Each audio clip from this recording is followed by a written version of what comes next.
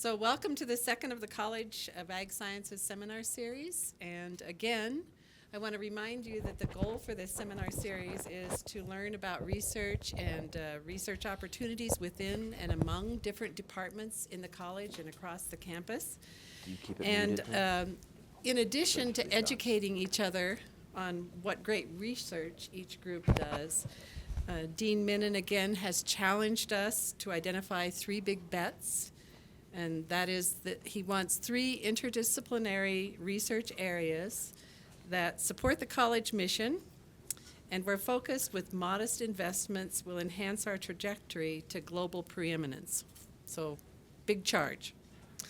So today, and I don't want to take a lot of time with the introductions, but today we're going to hear from the Animal Sciences Department, and it's going to be led by Milt Thomas, and he'll be joined with his panel of Sean Archerbeck, Jason Brammer, Jennifer Martin, and Jason Ahola.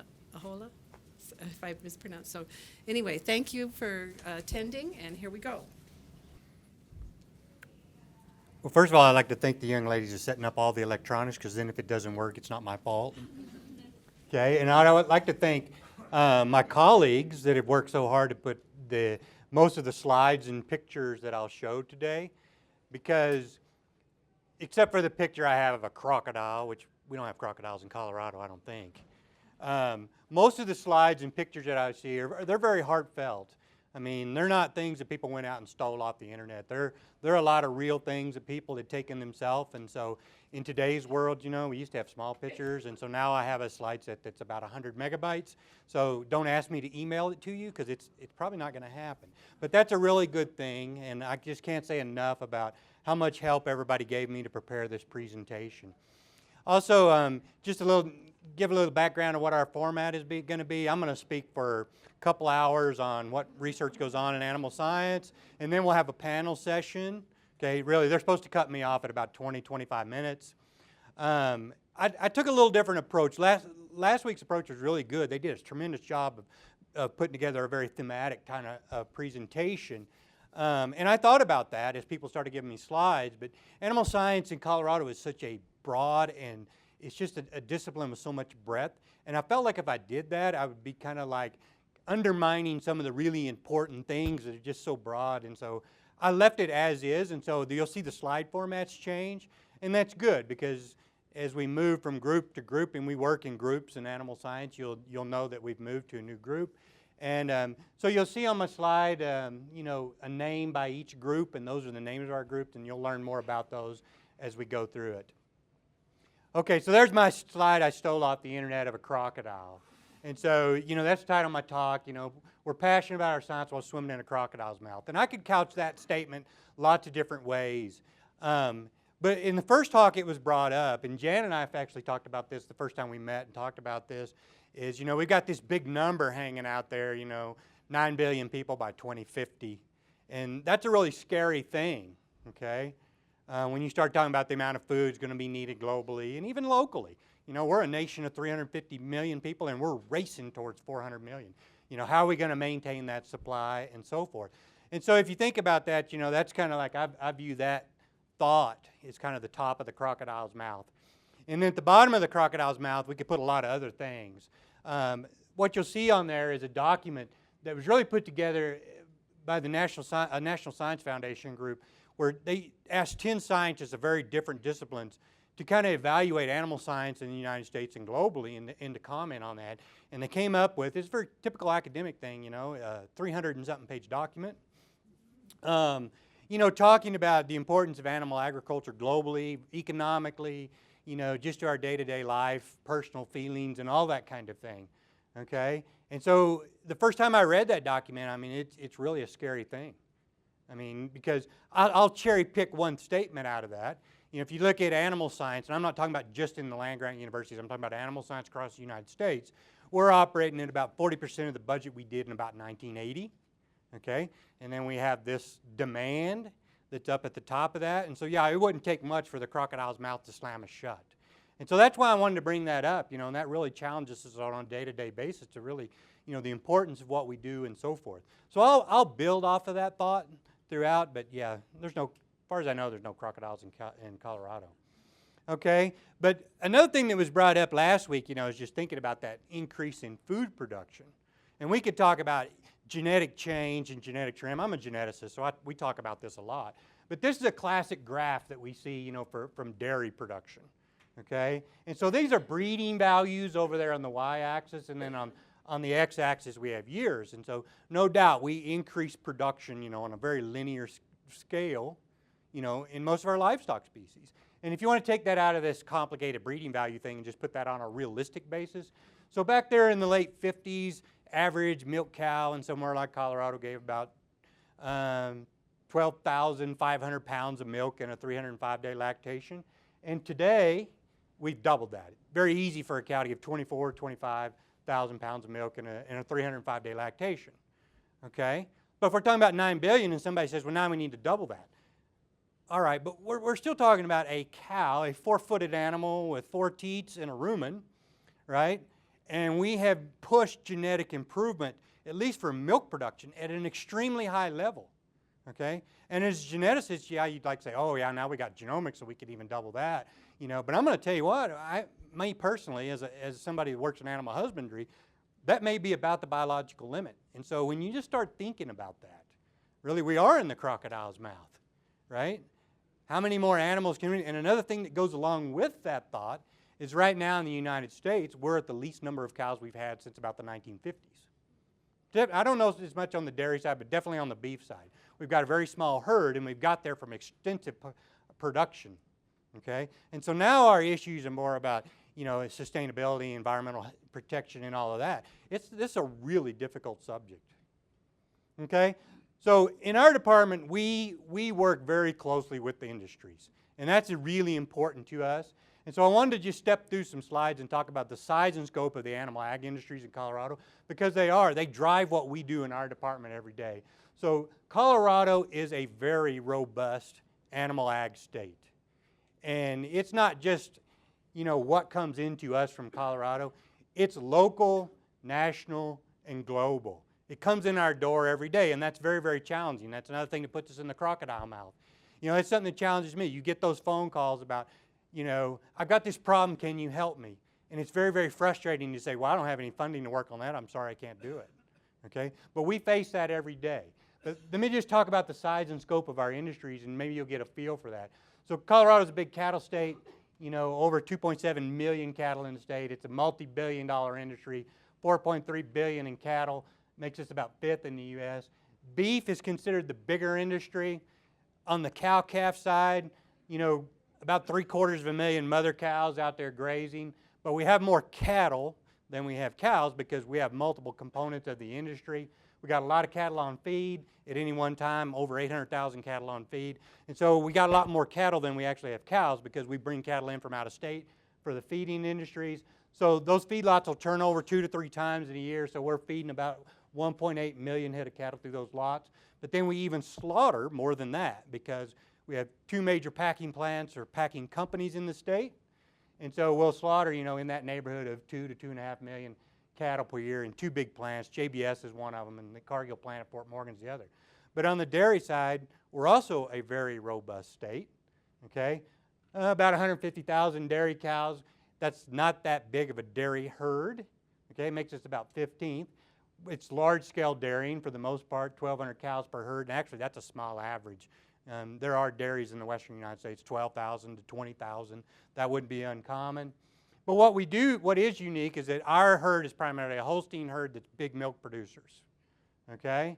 And so we would rank second. California is probably by far number 1 as far as total milk. No? New Mexico is number 1, yeah. So western dairies, arid land dairy production works really, really well because it's really easy. It's very good to manage the cattle, semi-arid environments and so forth. And then with the construction and expansion of Leprino here in Colorado, that's also expecting that number to grow another 40 to 60,000 cows here on the Front Range. Okay, another interesting thing about Colorado relative, if we just talked about all 50 states and the land-grant university, is that when we look at the beef industry, we have all segments of the beef industry. And the beef industry is very different from one segment to another. And another thing to think about when we talk about, if we were to talk about the beef industry versus the poultry industry or whatever, the poultry industry is a vertically integrated industry. Doesn't matter which came first, chicken or egg, Mr. Tyson owns them both. Okay? But the beef industry is not like that. We grow an animal, it takes 9 months just to make a baby. You know, it takes another 6 months to wean a calf. It's a long-term kind of industry. And each of those segments are independent segments. And so it's one business talks to another. And there are examples of vertical coordination. But still, these segments of the industry are real. And it's very, very difficult to get information to flow from the top segment, the genetics, down to the consumer and back. Because they're all like independent industries in themselves. Okay? Now, another thing that's really unique about the industry, in Colorado, at the seed stock and cow-calf phase, we would have 12,000 producers that would fit those categories. Okay? Whereas we have roughly 200 large-scale feedlots.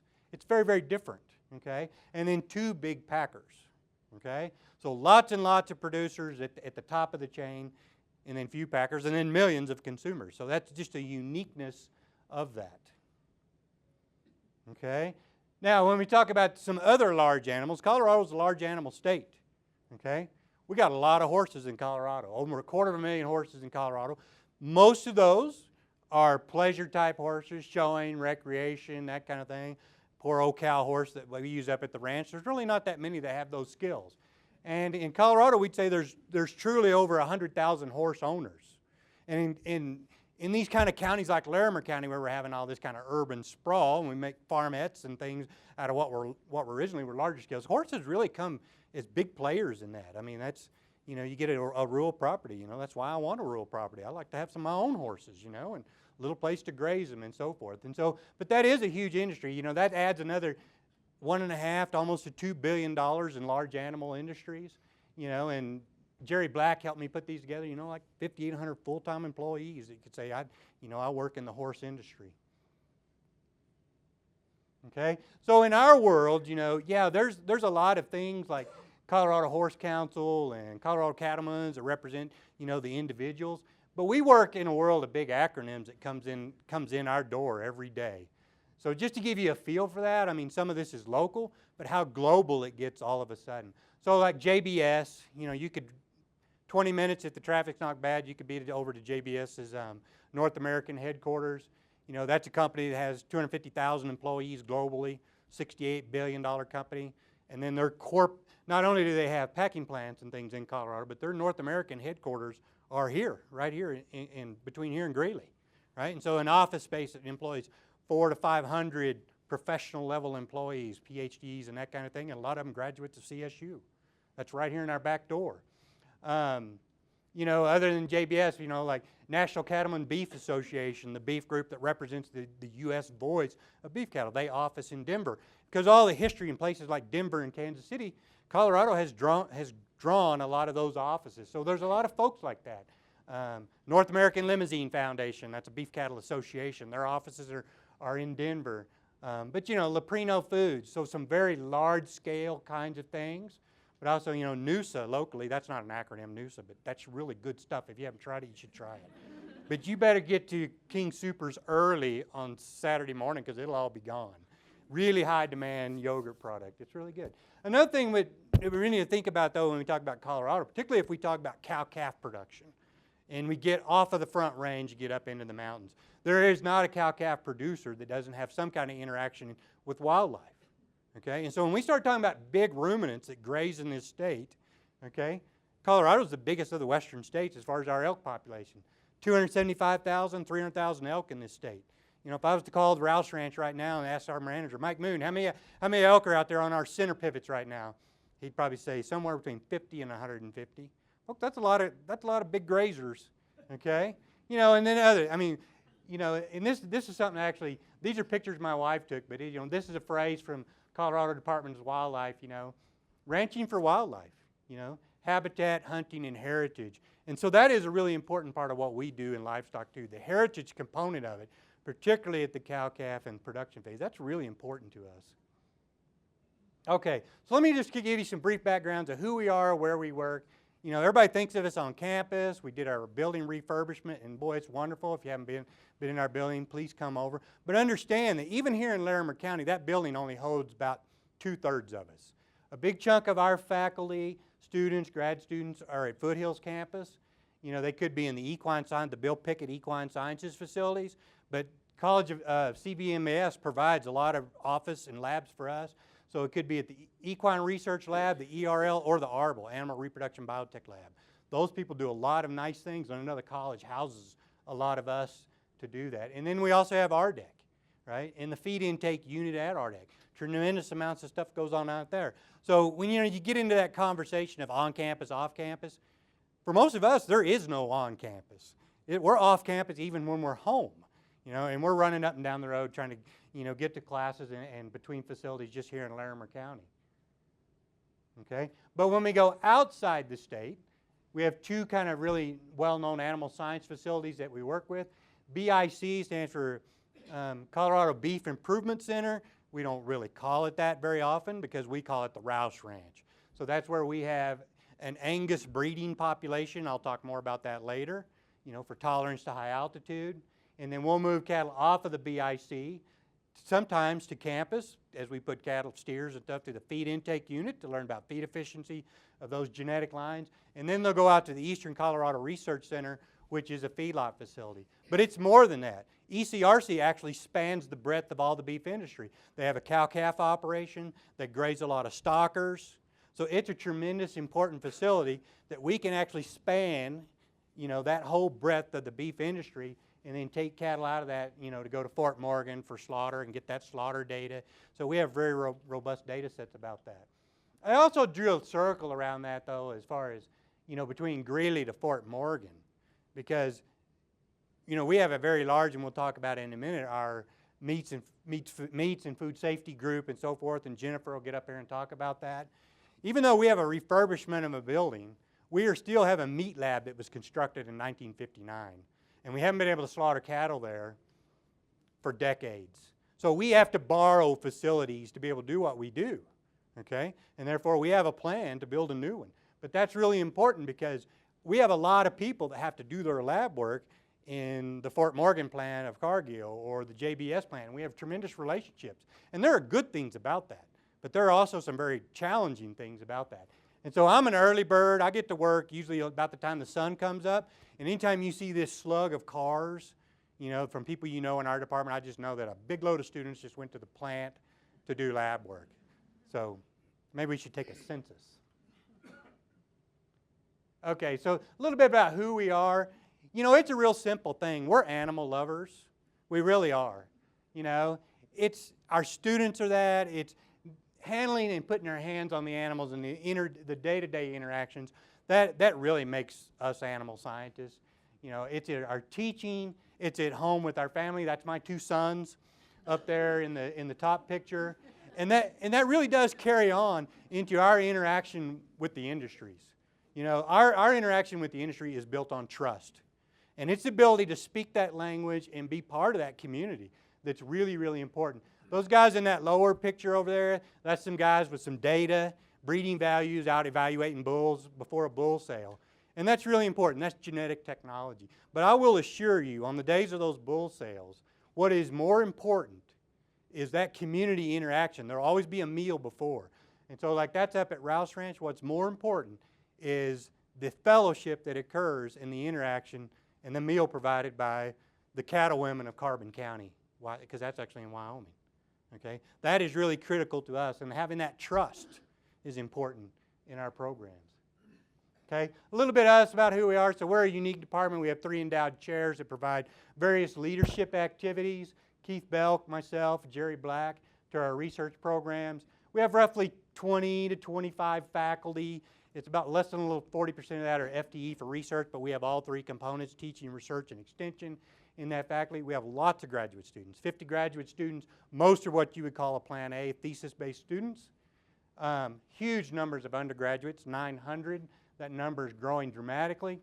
And we're 2 majors, actually, animal science, 60-ish of that number is animal science undergraduates, 40-ish, a little more is equine undergraduates, okay? And again, that puts us in that crocodile's mouth, particularly for the ag experiment station, because the more that teaching load goes up, our ability and time to spend on research is going down. Whether that's on the books or not, that's reality. And again, that puts our department in the crocodile's mouth. Okay, so let me get into the discipline groups, and I'm going to break those out. I'm just going to do some quick slides from the nutrition group.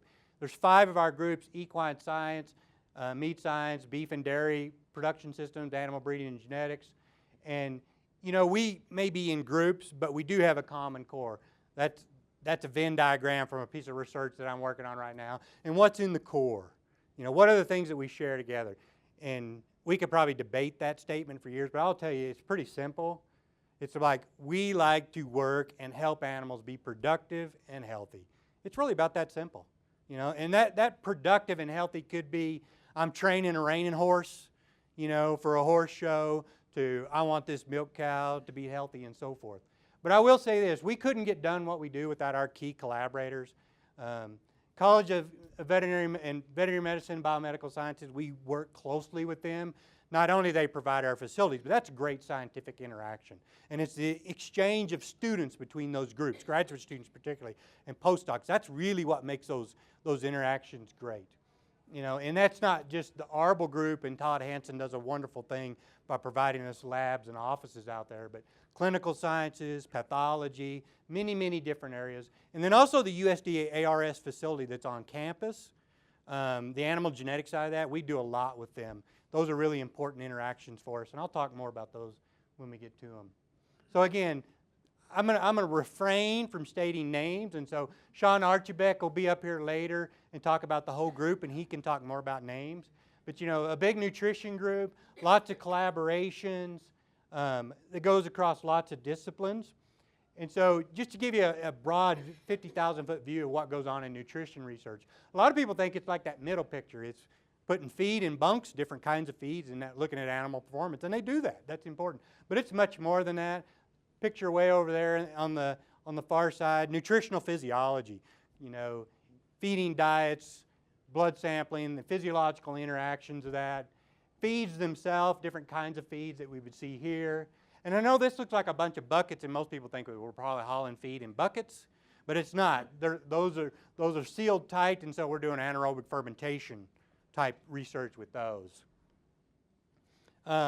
Just some things that the nutrition group wanted to throw out was, you know, extension appointment, no extension appointment. Everybody in our group does a lot of outreach.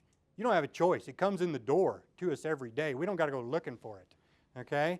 And so that outreach could be very broad, you know. It could be like this middle picture, you know. We're doing feedlot nutrition and we're talking about a large-scale feedlot.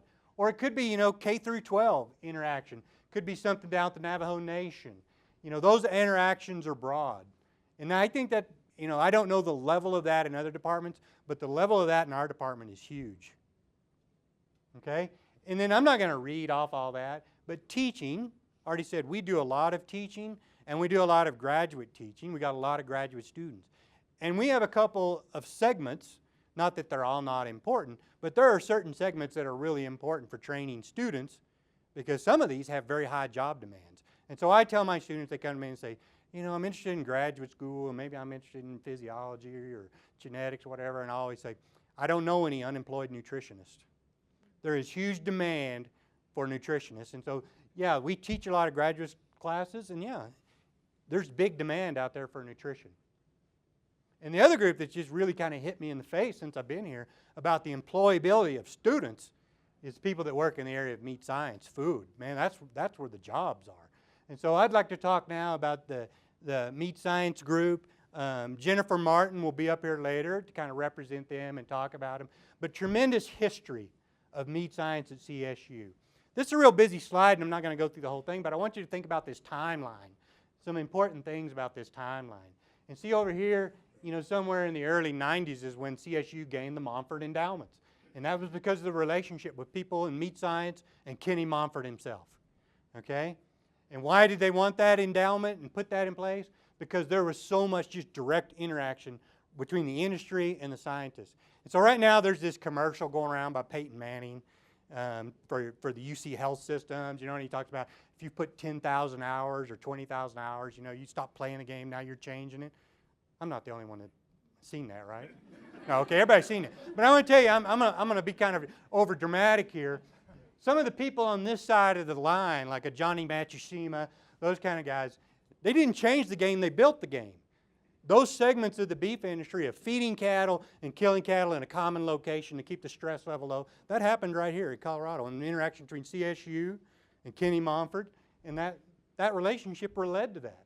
And so that's just really interesting. And then shortly after, you know, in the mid-90s, you know, they started calling themselves, and Jennifer will talk about Center for Meat Quality, Food Safety, and all that. She'll talk about that. And then it became a PRSE, Program of Research and Scholarly Excellence. Probably one of the older ones in our program, you know, at CSU. You know, and that all came about, again, because of that relationship and the trust between that segment of the industry and our scientists. Okay? Again, large group of scientists. Jennifer can explain all that.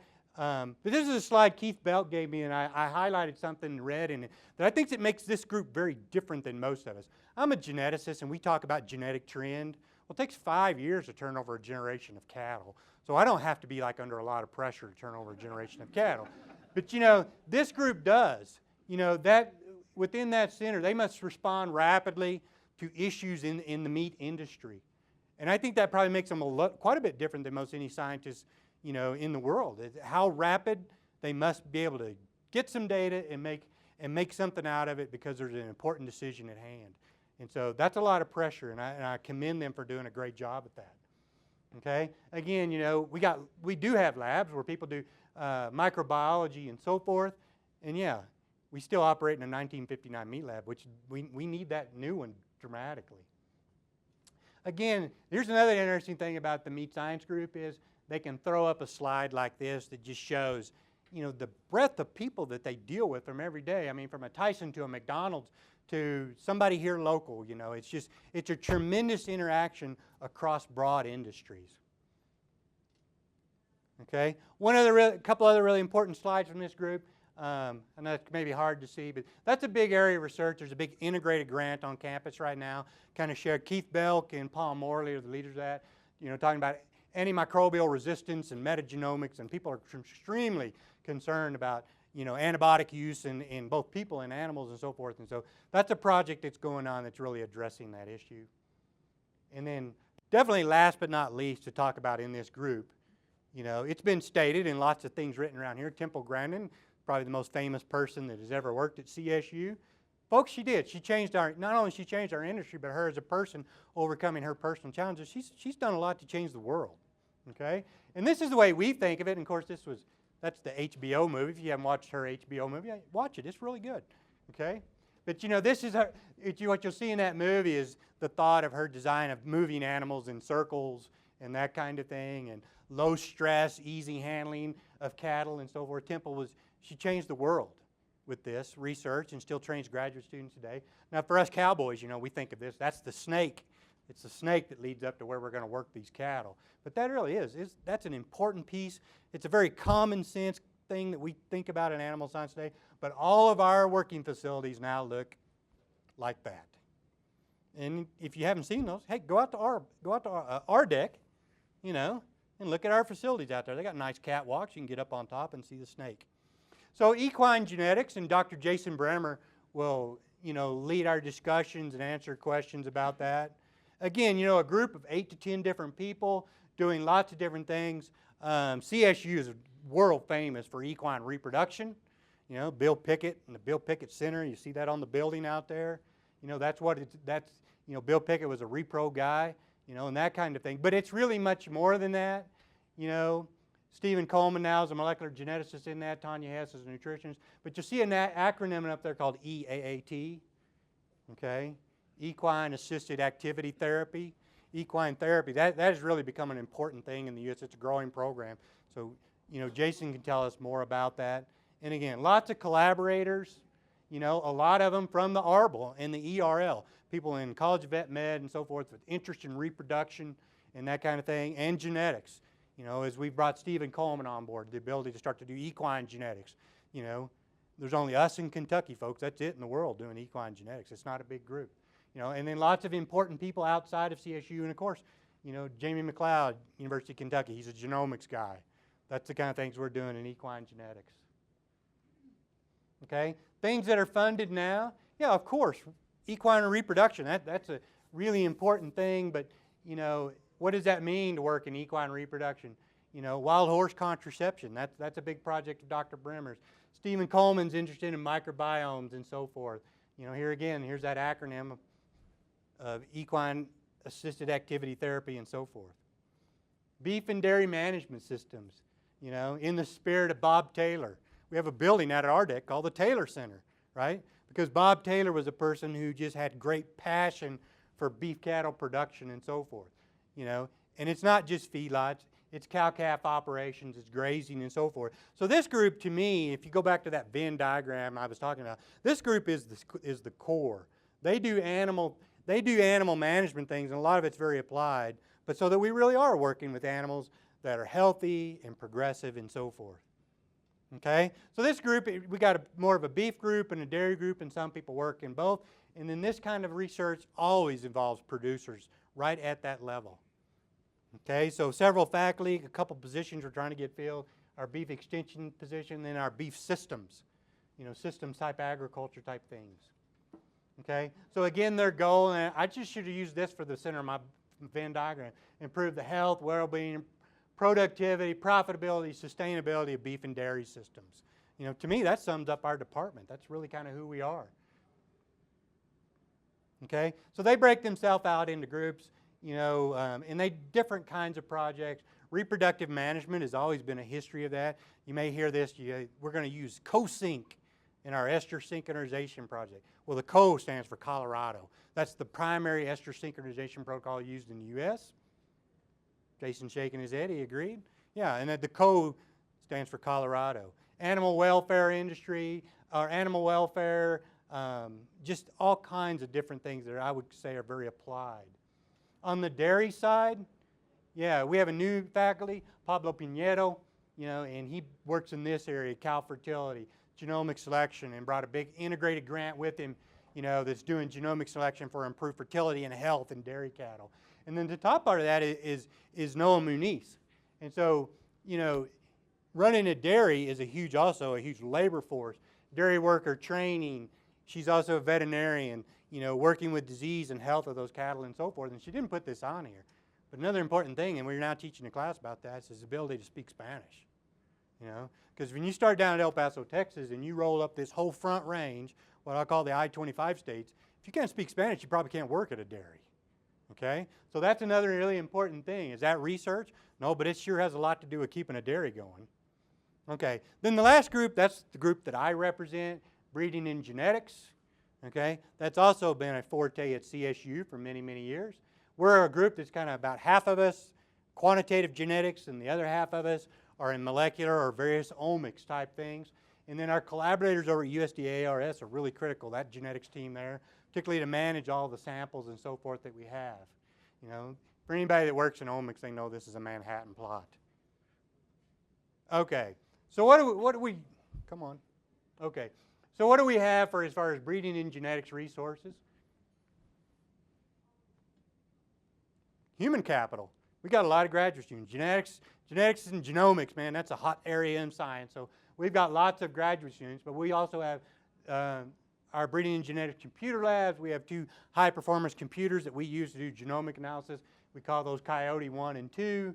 We can do molecular biology. We do a little bit of molecular biology on a small scale here, but our molecular biology today is we do either sequence or thousands of genotypes on an individual animal. We send that off to be done with a contractor. And so what's more important is what we do with the USDA group is we need places to store samples, manage big data, and so forth.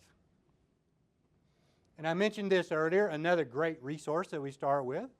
You know, part of our group, the foundational part of our research, is breeding cattle to be healthy, and that healthy could be resistance to disease or tolerance to high altitude. So these are pictures from the Rouse Ranch, you know. So this over here is the Snowy Range. You're looking across to the other segment of the Sierra Madre Mountains of southern Wyoming. You know, we're at elevation 7,000 on the floor. We go to 9,000 total, you know. And yeah, part of what we do from a scientific standpoint is we do germplasm release. We breed animals that can tolerate that environment. Yeah, and we release that to the public, and we keep part of that to improve our own genetic lines. But it's not just that. I mean, we have a horse program, and Dr. Coleman is part of that. Now, another really important part of our breeding and genetics program at CSU, though, is the ability to do EPDs for the industry. And if you're not a livestock person, you probably think, what the heck are EPDs?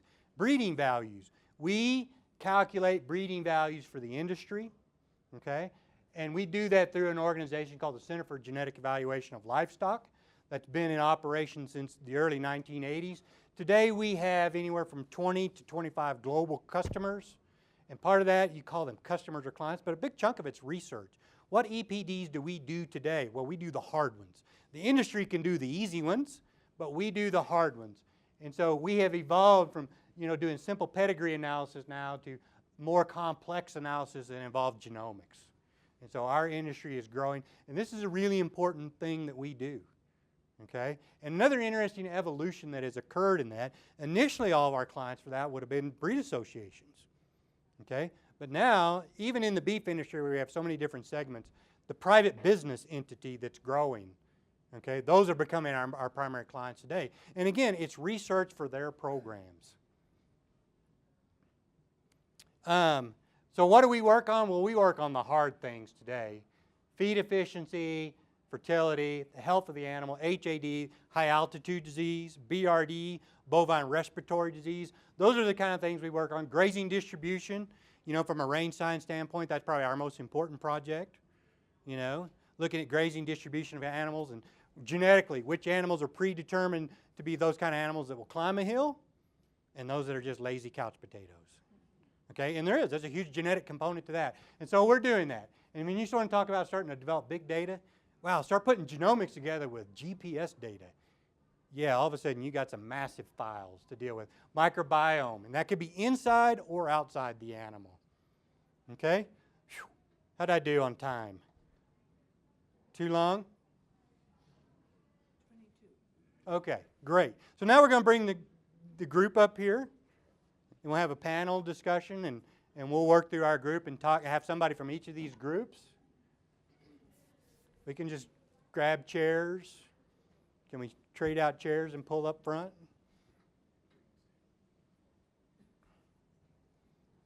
Here, we can grab one here. Bob gave us a chair.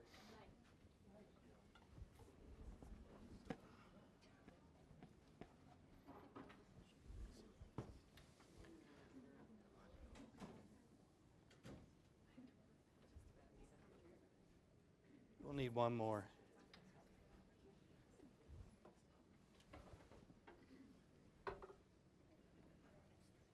I think we got enough. 4 or 5 is all we need.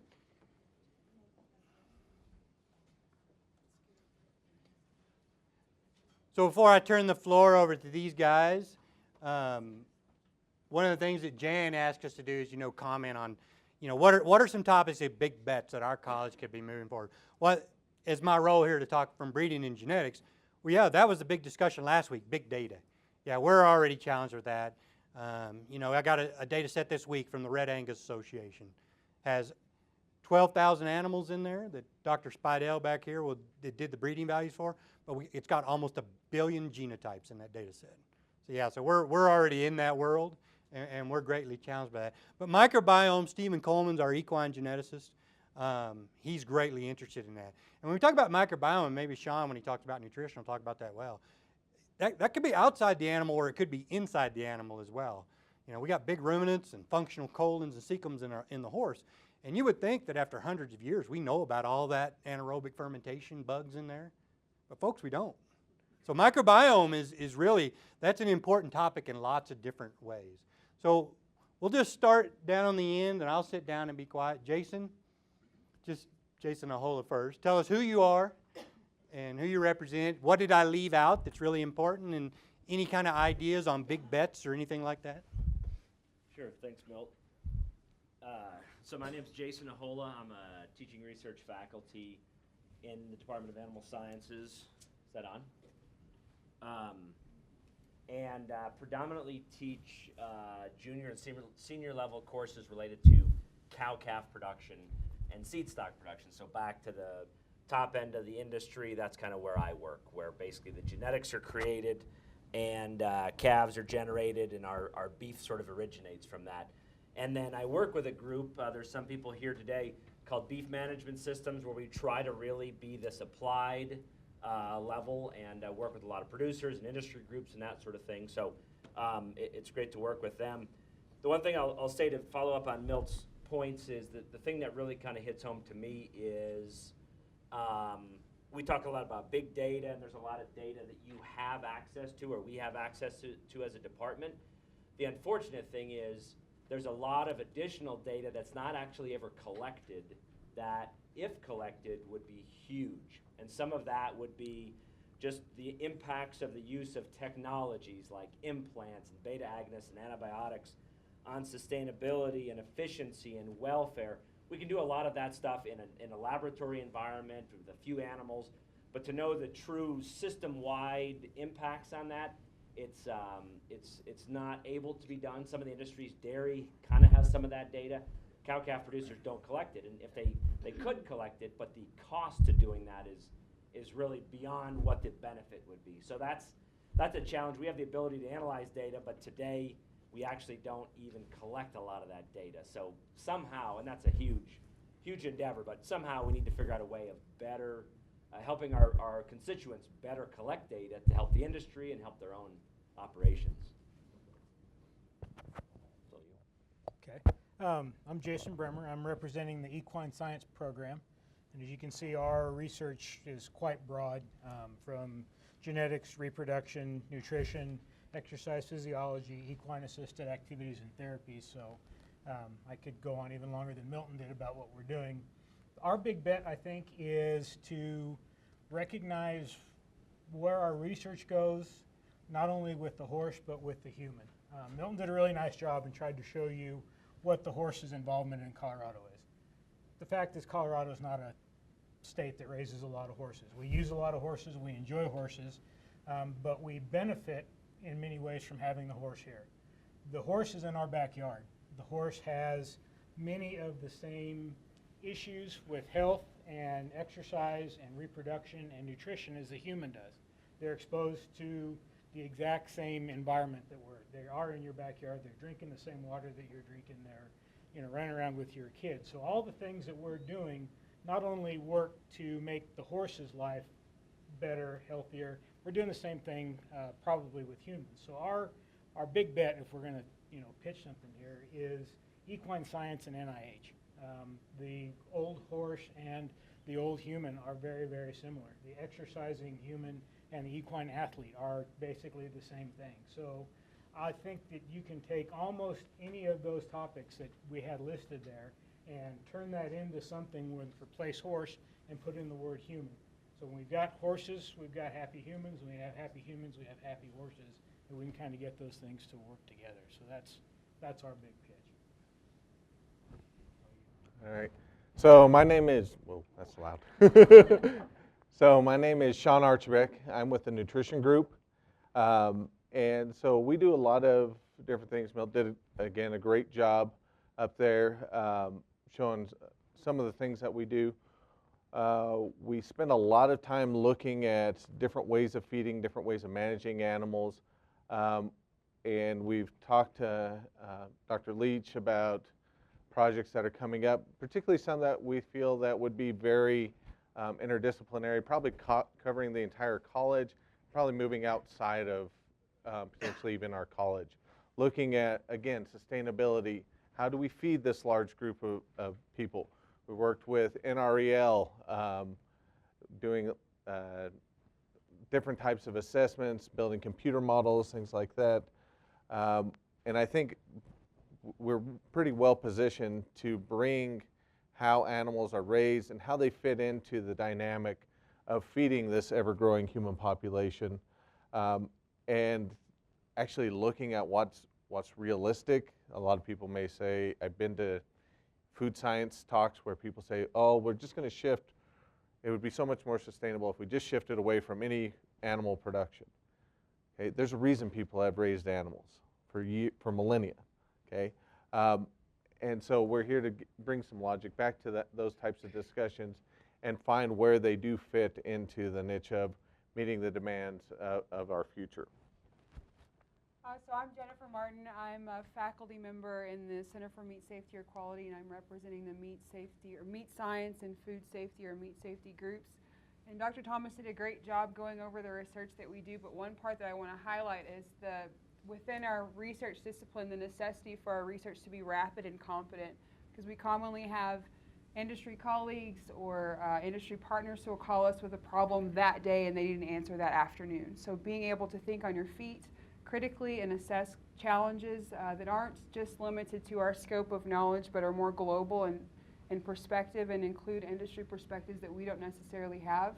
One that you mentioned was the antimicrobial resistance. When we think about that, it's a very tangible problem outside of the meat industry, but it has large implications on food production within the state of Colorado, within the nation, and globally. So the one thing about our research and whatever it entails, whether it's the meat science side and it's a JBS partner, a Cargill partner who has a quality issue that is actively costing them millions or thousands of dollars, or it's a food safety company who needs to validate an intervention that will assure the safety of food. It's very variable and it's rapid and it has to be outfitted and customized quickly and competently, which I really like Dr. Belk's use of that term. So that, I think, really provides a good perspective on our research, is that it's not on any given day the same thing. It evolves rather quickly and is really customized to address ongoing and current relevant industry challenges that are outside of just our local and national industry, but really represent global challenges for the meat and food industries. Well, thank you, everybody. Now we're just going to open the floor for questions, and I know some important things about questions is that if you get the mic, ask your question in the mic so it will be on the recording. If for some reason it doesn't work, we need to repeat the question, so that through the people that watch it online or whatever, they can hear the discussion and so forth. So, we'll be bold.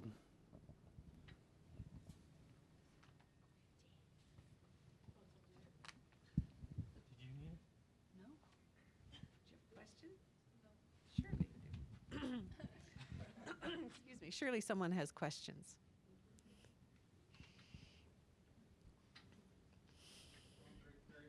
Resource economics, is this on? I think. Is it on? So a question that I've had, being new to Colorado 5 years ago, I'd never heard about this high altitude disease. And as an economist, I'm asking myself, so how significant is this to the entire industry for the state of Colorado? How many animals are actually being grown at that elevation where we have to do research on it? So I'll answer that. Greg, what's interesting about it is that it's a very difficult phenotype. So the numbers of animals that we would say actually perish from high altitude, that's a small number. And for cattle that have spent most of their life at high altitude, it's really a small number. What we get into, though, is we have a beef industry that is always pushing growth, and it's a very dynamic thing. So if I was to move a set of cows from Nebraska into an elevation area above 6,000 feet, then I might have a disaster on my hands because they might not be adapted to that. And so when I say there's a disaster on hand, it may not be animals that actually just fall over dead with what we call classic Brist's disease. They all might have some level of what we call pulmonary hypertension. And so what it is, it's kind of like that low-grade, chronic, poor-performing animals that weren't genetically adapted to that. But yeah, Colorado, as far as places in the world, has a lot of cattle at high altitude.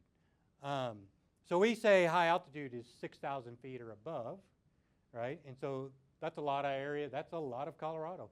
And then even right now, if you think about this, putting and taking cattle, right? We're in the winter time, so people are off of Forest Service leases.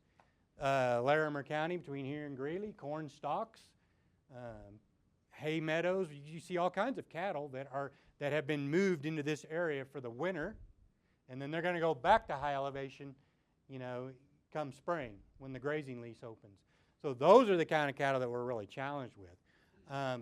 This spring, we'll probably add, depending upon where we're actually at in our cow numbers, 6,000 to 7,000 new, probably yearling bulls into our breeding herd, okay?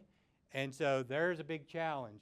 those 6,000 to 7,000 bulls, how many of those are going to go to altitude and how many of those can even take the altitude? And that's where a lot of our research is today, is trying to decide, trying to find predictive models, not only from our genetics, but also from, you know, a biological standpoint of what is actually an animal that can tolerate the altitude.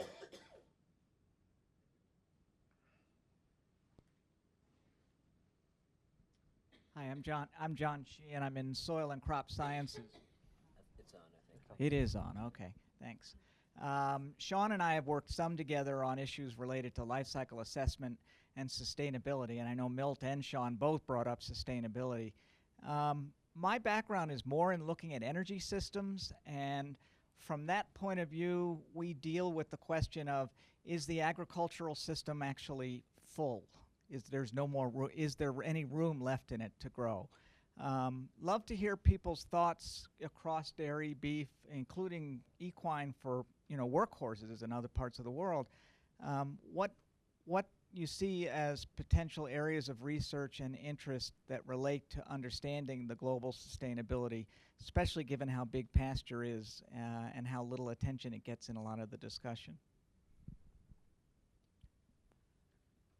I guess I'll try and take a stab at that first. So I think we do look at pasture use. That's where ruminants in particular have shown a lot of effectiveness, is turning food sources that are either not able to be utilized by any other species effectively, or feedstuffs that we, for one reason or another, we can't feed to other species. And so I think that has been looked at quite a bit.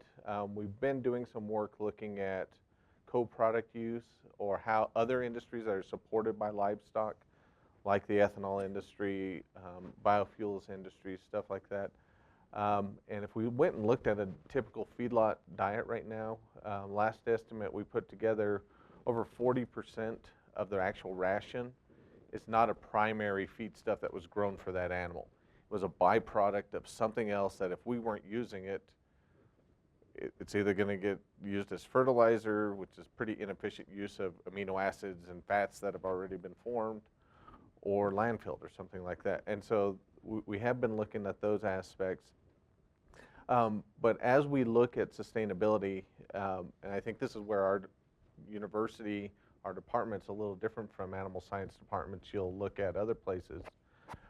We do tend to take a bigger picture at looking at sustainability, at economic sustainability, societal sustainability, welfare sustainability, those types of things. We work with the philosophy groups, we work with Bernie Rowland, Temple, talking about, if we push these animals, how far can we push them? And at what point is it going to be problematic? Okay, and we're asking those questions. Okay, maybe Milt talked about we're at a biological limit. Could we theoretically push them? Yes, but if it's at the detriment of that animal's welfare or the workers' welfare, okay, anything like that has to come into those types of models and assessments that we're looking at. I guess I'll throw 2 cents into that. One thing I've always been interested in is if you think about a hamburger, and if it was a pie chart, and of all the feed that goes in to produce that hamburger, if you said 50%, one of the pieces of the pie is 50%. 50% of the feed that went to produce that hamburger just kept that hamburger's mother alive, the hamburger being a steer, right? So the mother of that steer is a huge requirement of feed. In her lifetime, she eats a lot of feed just to be maintained. And that's the biggest chunk. Any one single source of feed that goes toward beef eventually is keeping the cows around, a cow herd. And for pretty much, Milt would probably know specifically, but I would argue up until 10 years ago, there had been zero selection on an individual animal basis for feed efficiency, for reducing that, basically because that has always been cheap. Feed for cattle in this country has always been cheap. So generally, it's something we haven't even scratched the surface on, is cow herd feed efficiency. And part of that's genetics, part of it is grazing distribution, like Milt brought up about genetics of lazy cows or hill climbers, putting water in different parts of pastures. Like we have a general fairly low efficiency use of our range lands in the world, I would argue. And so that doesn't even necessarily make cattle biologically be pushed, more so than just getting them to walk a further distance. So we've kind of taken that resource for granted because it's been so low input, so low cost. I think that's a huge part of your energy system, where the inputs we could reduce drastically with almost no unintended consequences. I think that's an important message that's not out there. Yeah, I think you're right. He said it's an important message that's not out there. And the other thing is, I think the beef industry, you know, we think of, oh, corn is not a sustainable thing to feed the cattle. If you look at an animal's diet in its entire life, about this much of it's corn, this much of it is grass or range or whatever. It's really just that final period when they're in this finishing phase, which I think that's not very well known. Otherwise, we really are using this resource that's of today pretty much no value to anyone else until cellulosic ethanol becomes mainstream. Today it goes to cattle or sheep or ruminants. So kind of on the back end of that, from a sustainability perspective, though, I think the meat industry plays a vital role in ensuring that the resources that are used to represent 50% of that pie chart are maximized on the back end. So we're maximizing profitability and productivity and efficiency in procuring live or meat animal proteins from these creatures that have had a significant amount of investment throughout their mother's lives and throughout their lives to produce food for humans. So that's one area of research that's growing, whether that's production efficiency or fabrication efficiency at a packing plant, or reducing food waste, which is a large conversation that's occurring globally. And the nice thing about our department is, from the meat end, which would be the back end going to the consumer, all the way to the front end of maximizing efficiency of the mother, we represent sustainability of the entire industry, and areas within each segment of that where we can make very concerted efforts to improve sustainability for the global good and for the future of the industry. So I think it's not just, you know, compartmentalized to one specific sector, but all sectors working in concert. So at the end of the day, we can produce animals efficiently and feed people effectively together.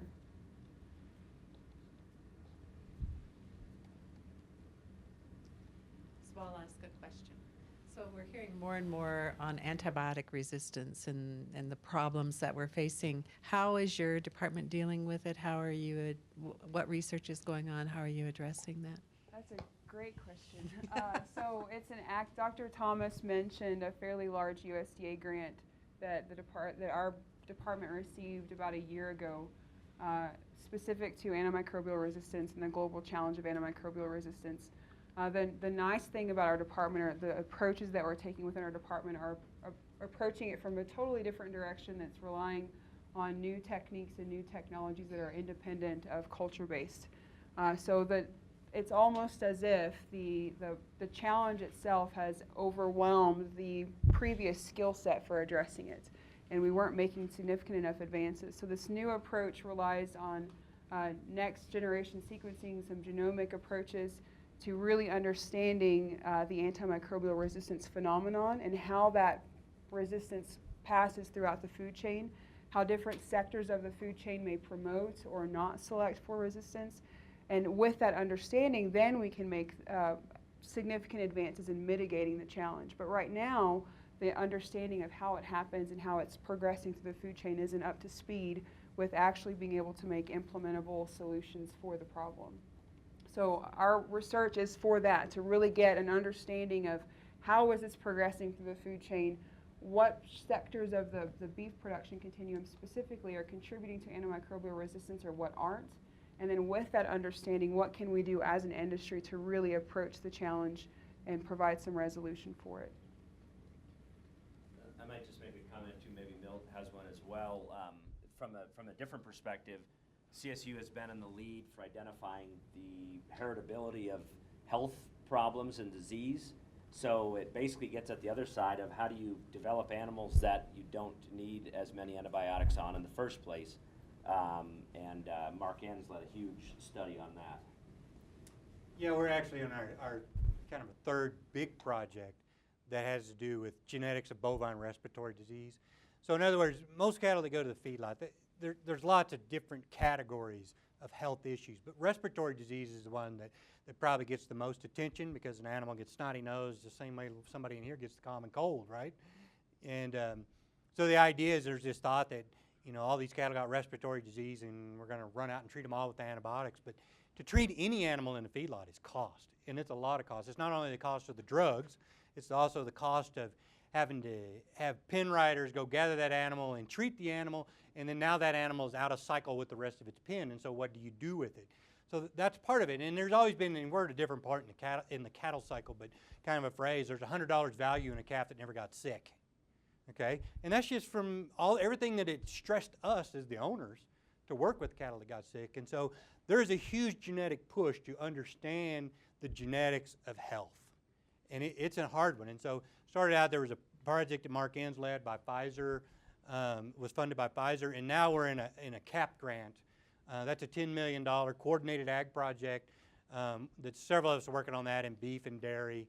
It's like 25 scientists across 10 universities and so forth. And that second one, and now we have our third genomics BRD grant that we're doing with the USDA facility in Nebraska. And what have we come up with? On the dairy side, we're really close to having something. So in other words, through the use of genomics and the data that we created, we're very close to being able to put out a breeding value on the sires, whether his progeny are more or less susceptible to BRD. And that's a lot easier to do in dairy because it's a lot easier to handle the animals. And typically when a dairy animal, particularly a heifer, she's born on this farm, she becomes a milk cow on that farm. That's not always true, but in general. Whereas beef cattle, we have all these segments, and we move the cattle amongst segments and owners. It's a really hard thing to get at in beef cattle. So I would say within the next year, we're going to have those breeding values. So if you want to buy semen on a Holstein sire, you can know about his milking ability, the fertility level of his daughters and so forth, and whether his daughters are more or less susceptible to BRD. On the beef side, we got a ways to go. I'm looking back there at Scott Bidell that does EPDs, and he's just like, oh my God, another one of these messy data sets you guys are going to bring me. Yeah, that's a big one. On this idea, though, of antibiotics, you know, treating an animal that got sick, you know, that's a humane thing to do. The same way as, you know, that's the issue we all face when we go to the doctor, right? You don't feel well, and you go see the physician. We're no different. We want to come home with something, right? And I had a bad cold recently, and I have allergies to antibiotics, and they wouldn't give me anything. And I was just like so disappointed, like, why did I go over there and talk to them? I should have just stayed in bed, you know, and yeah. So yeah, I suffered for about a week and fought it off myself. But I will say, though, there are a lot of misunderstanding of some antibiotics that are used in the feeding industry. And Sean, I'm going to put you on the spot. I mean, you're a nutritionist, ruminant nutritionist. So why do we do that? Why do we use certain antibiotics in the feeding industry? So, and actually this leads into kind of some of the things that we do. There's a lot of different reasons that we'll use antibiotics in the feeding industry, and it depends on the type of animal you're raising. Whether it's for growth promotion, which we're going to start seeing that phased out, or prevention of liver abscesses or secondary health issues that may arise in that animal, a lot of which may impact the amount of sellable meat that we may have or sellable products at the end. So you've taken this animal all the way through production, you harvest it, and now you can't use a third of the animal or some portion of that animal because there was something wrong with it, whether we did or didn't. So we have looked at some alternative feed ingredients, things like that. And of course, every company that comes to you says, oh, this is the all-natural kombucha, vitamin C, tea thing that's going to solve all your problems. And of course, you feed it and then nothing happens. But we have done a lot of that type of research. I know we've got at least 8 grants submitted right now looking at various types of products that may be able to hopefully deal with some of these issues that wouldn't qualify as a traditional antibiotic. Okay, so we have looked at those. That's going to be a huge challenge for our industry. We know that certain antibiotics, certain technologies, as was mentioned before, some of them are going to be banned from use in livestock production. Okay, and it's going to be up to us to come up with some sort of management system to deal with this, because it's going to change the scope of the industry. Give you an example, the numbers that are being thrown around by nutrition consultants right now is your feedlot ration is probably going to change from somewhere between 6 and 8% roughage to about 18% roughage.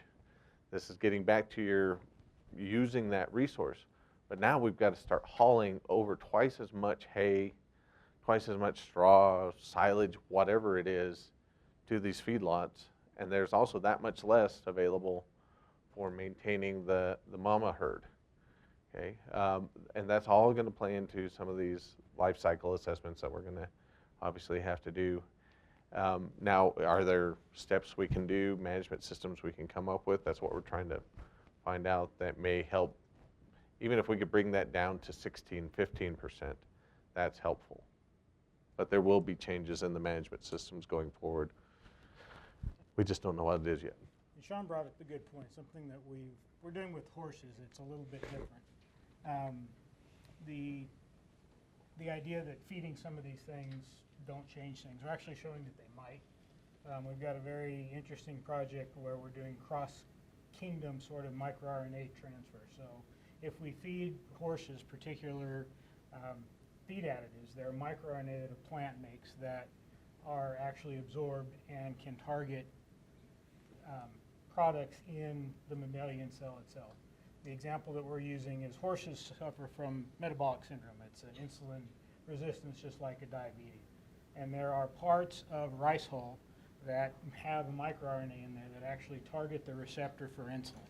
And we've been able to demonstrate that by feeding the horse rice hull, this microRNA can then transfer across the gut, get into circulation, and have an effect on the insulin receptor itself without anything that's a drug that we have to worry about.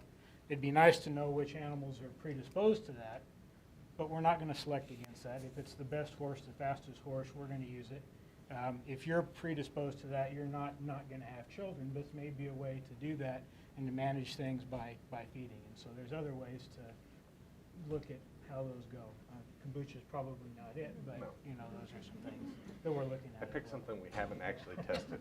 On this subject, though, it's important to mention, though, on a national scale, in 2017, will be implemented what they call the VFD, and you'll see that acronym in almost any kind of agri-literature today that has to do with animals. Veterinary Feed Directive. So antibiotic use in feeds and that kind of thing will have to basically come under a veterinary prescription. So Noah and Pablo, they're veterinarians.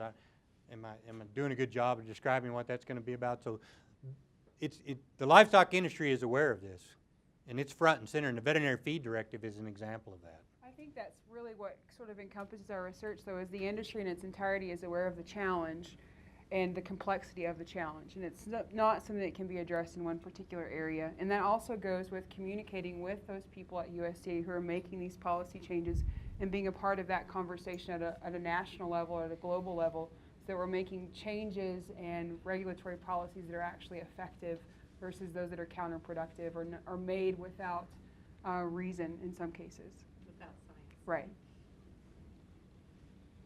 Questions?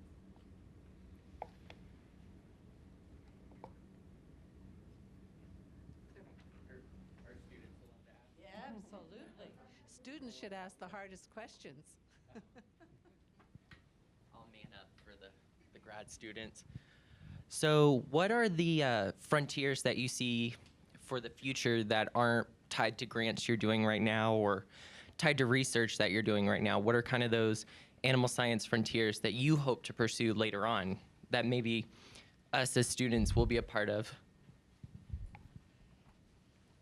Just go down the road. Go ahead, Jennifer. So one area that I've particularly taken an interest to here recently, and it's totally outside of my area of discipline, but how the consumer is now depicting and directing how farm animals are raised, and continuing how that influence will continue to grow and how the industry responds to that.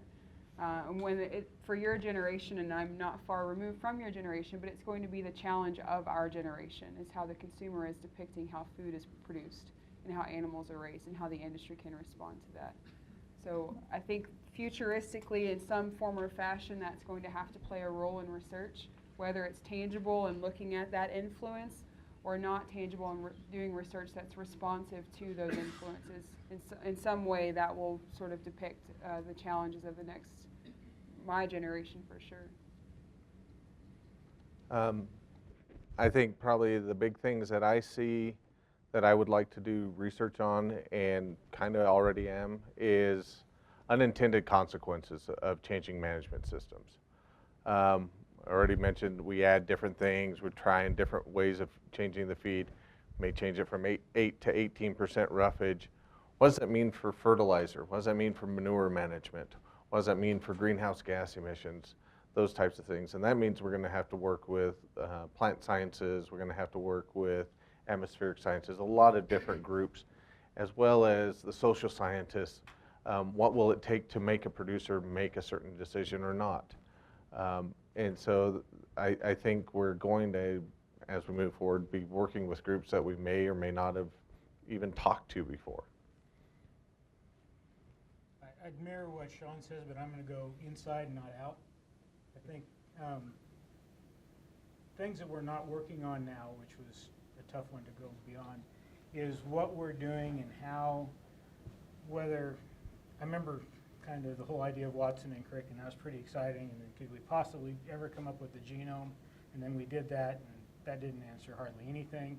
And then we got to epigenetics, and so we know when they're turned on and off, and so that answered, 1.1% of it, and then it just, each step has gone, and there's some things that we don't know. Every time we get close and think we're going to use the newest technology to get this answer, then 47 other things pop up, and instead of looking at those as being hurdles, the microbiome is a perfect example. When the equine genome first became known, we tried to map that in the horse and find some things for what made one pregnant and one didn't. And we got back all this data. It was 70-some% of it was bacteria. And we thought, oh great, it's contaminated. No, it wasn't. It was a damn microbiome, and we threw all that out. And I wish we'd have saved that all, because it's probably telling us quite a bit about it. So understanding really what it is that we're looking at is going to be the big thing.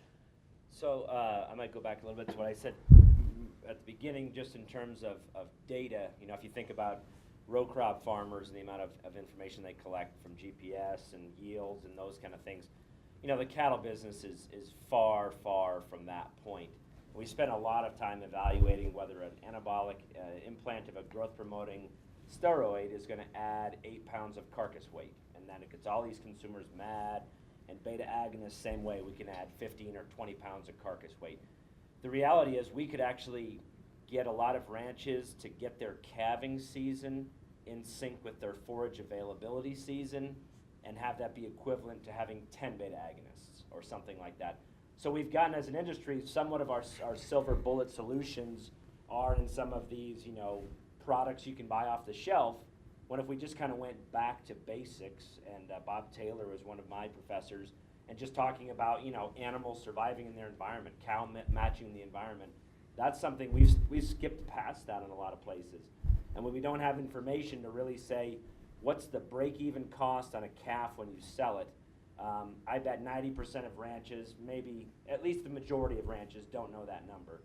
Any corn farmer that doesn't know their break-even is not in the corn farming business anymore.